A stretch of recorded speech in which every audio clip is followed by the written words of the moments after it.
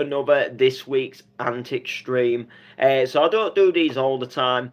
These are kind of like streams where I update you about my weekends if I haven't been gigging. So if I'm doing something sort of like exciting, if I go to an event where I've not maybe been playing or maybe been gigging, or just something happens in general that just essentially it's quite fun and interesting. Then I'll do like a this week's Antics stream, and it gives a little update on the channel as well if there's nothing really streaming onto it. So this weekend I was not gigging anywhere. I was at events with the layman, and we was at two events this weekend, which has absolutely shattered us both. So we've had two late nights. Last night we actually didn't get in till about 7 in the morning, because where we was at the event, the layman was hosting on the mic, which I'll talk a bit about later on. It was actually a 2 hour drive to get back from the event, and the event itself actually ended up finishing at 5 a.m. We left about 20 to 4:45.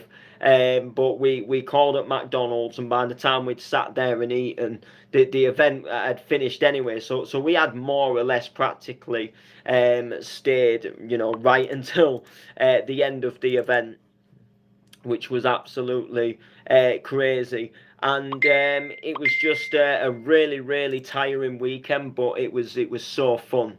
It was just absolutely just a shed load of fun. So Friday we was at the mighty Uprising, Uprising. Who doesn't know Uprising? One of the biggest events around this area, that's been on the go for God knows how many years, and they put on like a Halloween party, which we'll get onto that as well. And then Saturday we was in Skegness. So the Uprising was in Sheffield, and then Saturday we was in Skegness for an event called Twisted Zombieland, and Andy Whitby was headlining. And at the Uprising, there was Scott Brown, there was Top Groove, there was Marcus, JD Walker, ELL, all the Uprising legends. And like I say, Saturday, Andy Whitby was headlining, and then there was people like Samba D, Neffy Ashton, Dan Wynn, and Twisted Wonderland DJs playing. Samba D, if I didn't mention him already, Flatline, Gareth Davis, just loads of amazing people there as well. So obviously it was fancy dress, so it meant Halloween costume time. And I wasn't really sure, in all fairness, what I would really wanted to go as, to be honest. So the following year, the year before, I decided that I was gonna dress up as Noreen and go as my alter ego, old lady voice impersonator Noreen, and I got like a little outfit. Got like a wig and stuff, and the outfit was all right, but it wasn't that good, to be completely honest. So obviously this year I was thinking, what the hell am I gonna go as? What am I gonna go as? So on Friday we actually, myself and the layman took a little trip down to a joke shop in Hull, and he had quite a good little selection of some Halloween stuff, and actually you were kind of in some sense you were kind of spoilt for choice, but some of it was quite expensive. And lo and behold, in the window there was a mask, which was a spooky old lady. Just like this, I'll even put the mask on for you. If you do hear loads of beeping as well, there's like a group chat going off on Messenger. Wow.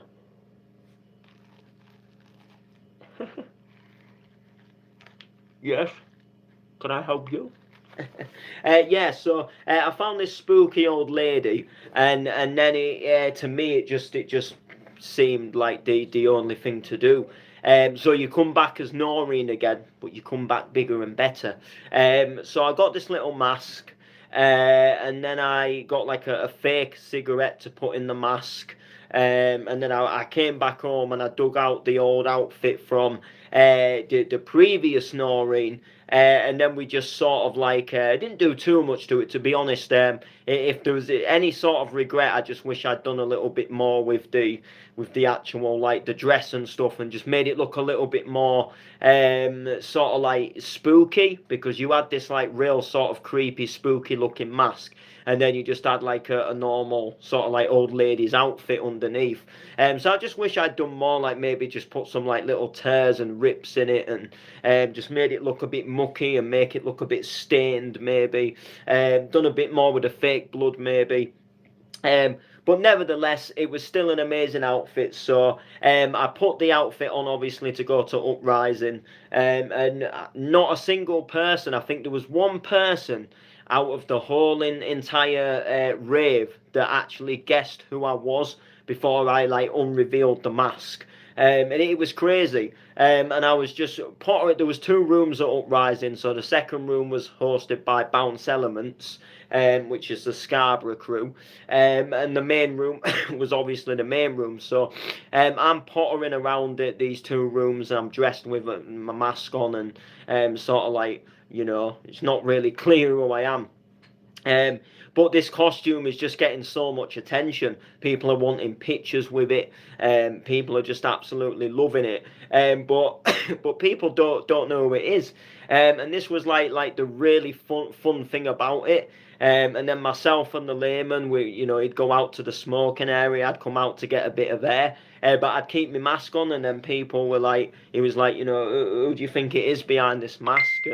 And people are like, I don't know, I don't know who it is. And one woman even grabbed me down below just to check if I was a man or a woman or not, which was just hilariously piss funny. But then when I revealed the mask, so like someone would be like, who is this? Who is this? And I'd play on it and I wouldn't take it off. And then in the end, I'd reveal it.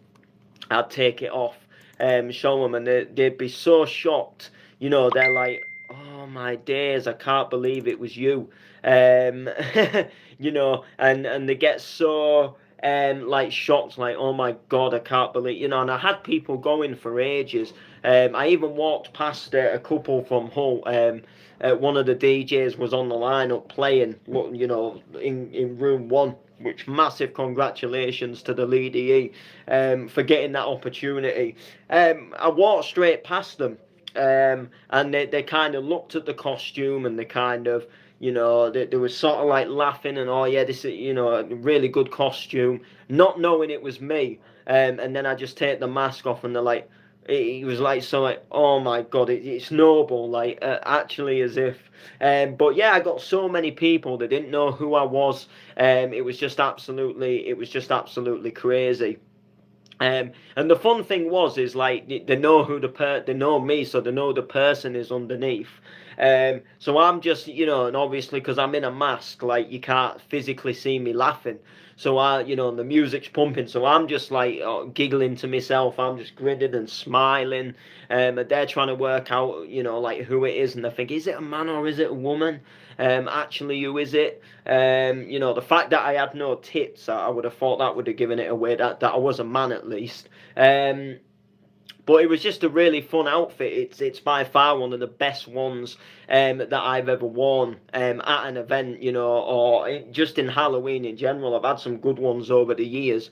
Kids' Halloween parties, and through my life, I've had some good outfits. But this one by far has just been the best because people don't actually they didn't actually know it was me. So it was a really good, it was a good disguise. It really was, which should be absolutely which was fantastic. So that was a shed load of fun. It was obviously really warm in the mask, and sadly at Uprising I lost the fake cig, which was a little bit gutting. And also I did put like I like got a little handmade thing made, and it was to look like a sword had been stabbed into me. And sadly, just after jumping around and dancing around, it all got a bit screw with, and just didn't look that good. So in the end, it was just time for it to come off, really, and it was just starting to be a pain. It was starting to be an hinder more than anything. So I just decided to get rid of it and just chuck it away. To be fair, it was only like a real little just handmade thing, but sadly that them two got lost, and the event was amazing in itself. The music was off the scale. The place was rammed. There was just two rooms full of what more can you want? So that was obviously an amazing thing. Let's not that one. Yeah, so I'm just doing some other stuff as well. I'm about to record another volume of Bounce with Noble, and I've found some discs with some old Bounce on, and that I haven't played in a while, and some of them are just absolutely belting. So I've actually like ripped some of them off the disc. So I think it's this one, 3, 4, 6, 7, 8, 10. I think that is it. And if I remember right, 8 is a Pacific tune. Was the whole reason why I wanted to rip the disc. Oh, it actually isn't. Was it track 10? But it is the right disc. Yeah, that's the one. That's cool. Yeah, so Uprising was absolutely belting, like I say, and it was just such a pleasure to be there. And then, like I say, Saturday we was at the Twisted Zombieland, where Andy Whitby was headlining, and I've just got to say, right. I'm not really a big up a DJ's ass, bow down to a DJ. But all I'm gonna say is Andy Whitby has got some skills on the decks. Like Andy Whitby's set last night was honestly it took the roof off. And I actually felt like tears of happiness that I was stood there watching him, and I felt so privileged to be stood there watching him. And to be honest, I don't know how he didn't break the faders on the mixer, because he was going 10 to the dozen on the mixer. But the tunes, just the way he mixed them, some of the mashups he dropped were just absolutely fantastic. Like, I've never known anybody like it behind the decks. The guy has got some skill. People can sit there and say it's all cheese music, and it's not like the proper hard stuff, and the donk's too cheesy. But he's got some skill behind them decks. He's bringing people into raves. He plays so many events, and the venues are packed out to the full. He's doing something right in the bounce scene, and just the way he was mixing them tunes was just like nothing I'd ever seen before. You just watch him on the fader, and I was lucky to watch him just be out in the backstage area, because I'd come as the layman's plus one, and there was like a little sofa in there, and I got a bit tired, so I was able to sit there, and I just got to witness, just sort of from the side of the stage, Whitby coming on and playing his set. And like I say, he was just so quick on the mixer. He was just in and out, and he was dropping these bootlegs and these mashups in. They were going into these twisted drops, and some drops were a bit heavier, and some drops were a little bit funky and a bit organ, and there was just a mixture of everything, really. And he just absolutely nailed it. He absolutely smashed it to the core. Like he actually did, and he played so many tunes. He's done some smash ups, and I think I did hear from someone that they're going to be put onto a USB stick that you'll be able to purchase. Now I will be getting one. I want one of these USB sticks because they're just absolutely belting. He's knocking out some tunes. That's all I'm going to say. But yeah, his set was just so to watch. You know, it was just it was incredible. It was unbelievable. You know, like he was literally like getting tunes in beat in seconds. You know, and I mean, I know he's done some editing at home and he's made edits and stuff to play at shows, but he's all over that mixer, like going so fast, like just up and down on the faders and chopping in and chopping out and mashing up and double dropping different basses. And that is the type of DJing I like. I like somebody who is really quick. I like somebody who's creative on the decks. I like people that take you on a journey. You know, I like people that I like people that edit tunes and make tunes come in from a different point, or people that mix tunes out from a different point and just get a little bit creative. And that's the kind of thing I like to do in sets. I actually have gone and edited people's tunes in the past just to so I can mix them a little bit differently. A good one to mention is. The hypersonic remix of Breeze and Styles You're Shining. I've done a little edit and I've actually got rid of the first 16 bars with the kick and the bass, and I've gone straight into the second 16 bars where the vocal comes in. So as soon as the tune drops in and you double dropping your basses, that You're Shining vocal instantly comes right in. And sometimes if you're just on an absolute killer of a set, and then you just bring that in, and then it just double drops into that vocal, and everyone knows it.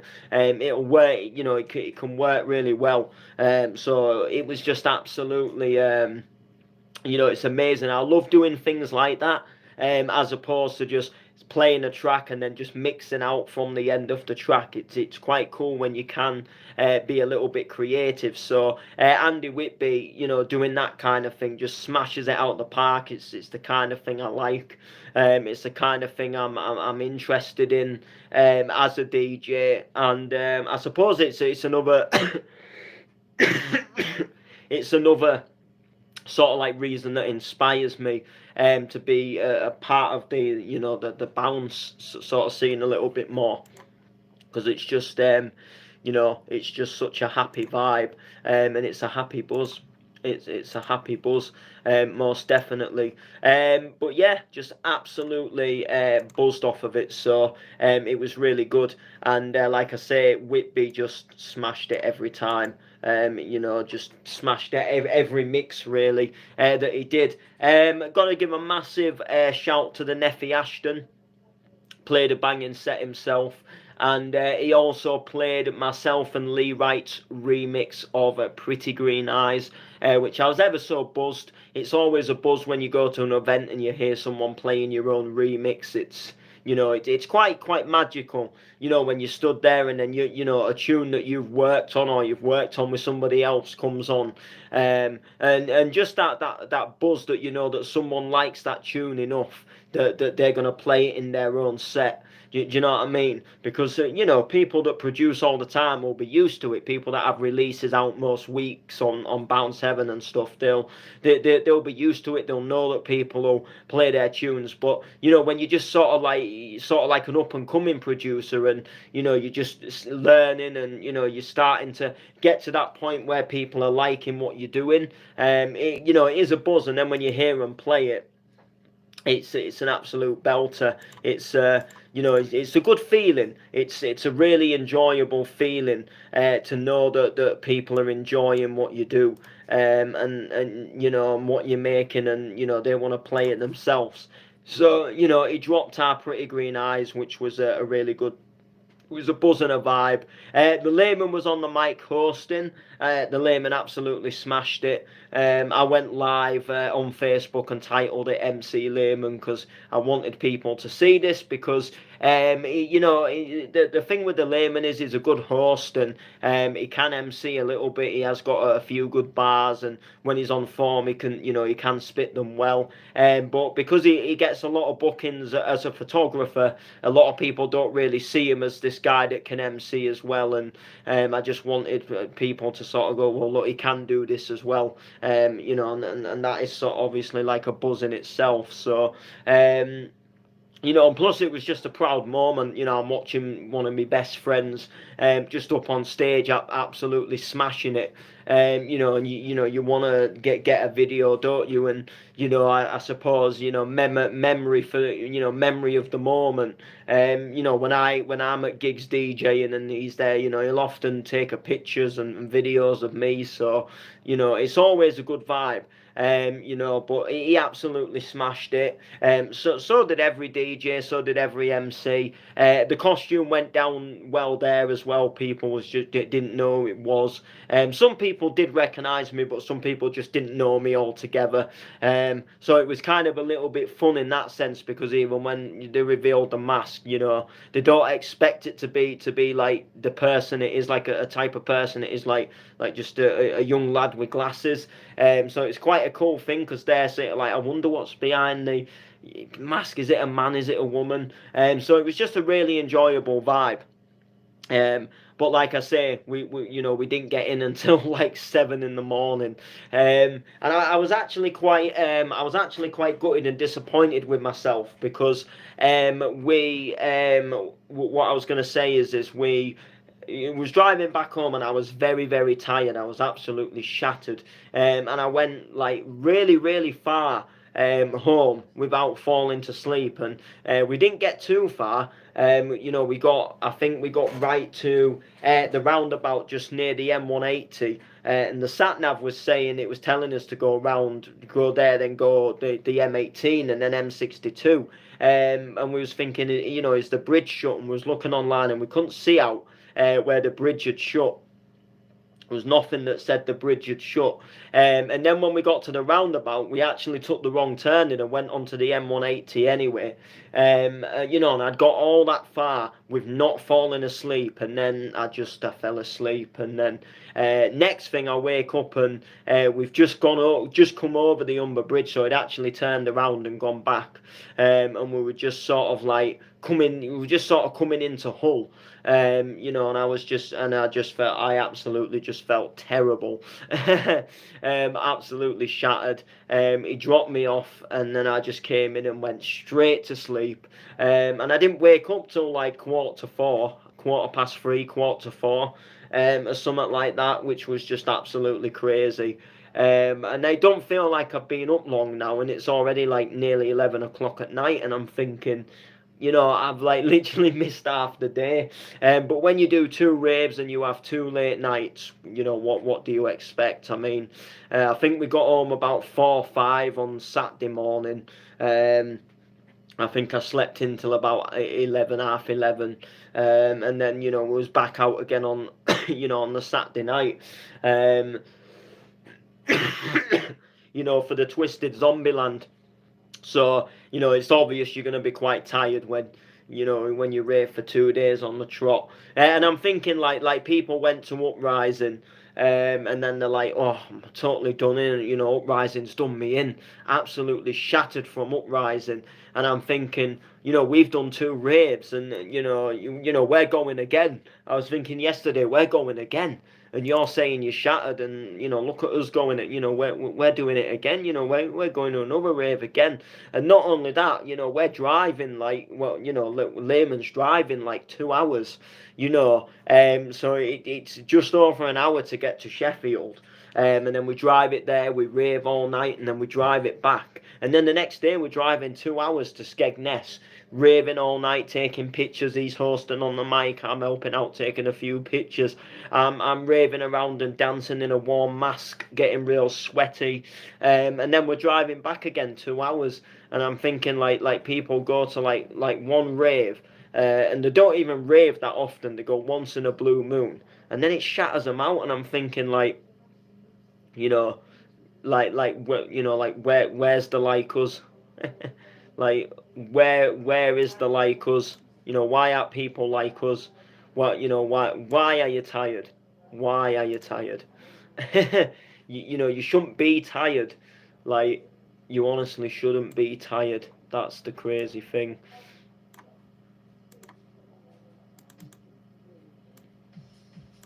Oh, that's going to be one of them awkward tunes, isn't it? Yeah, I'm just, like I say, I'm just working on I'm just gonna start putting together the next volume of Bounce with Noble. So I'm just going through some tunes. I'm just seeing how it's gonna sound essentially.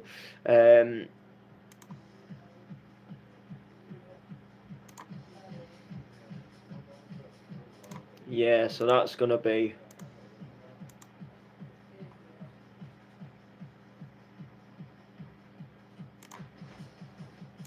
Yeah, I knew that was gonna happen. It's gonna be annoying that. It's gonna be really annoying that. So if I.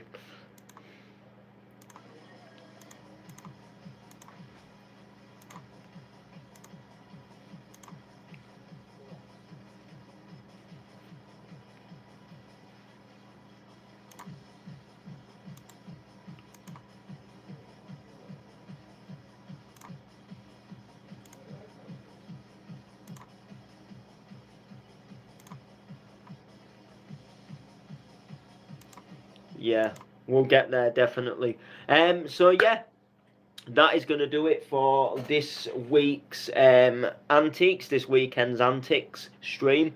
Make sure to like, comment, share. Peace out.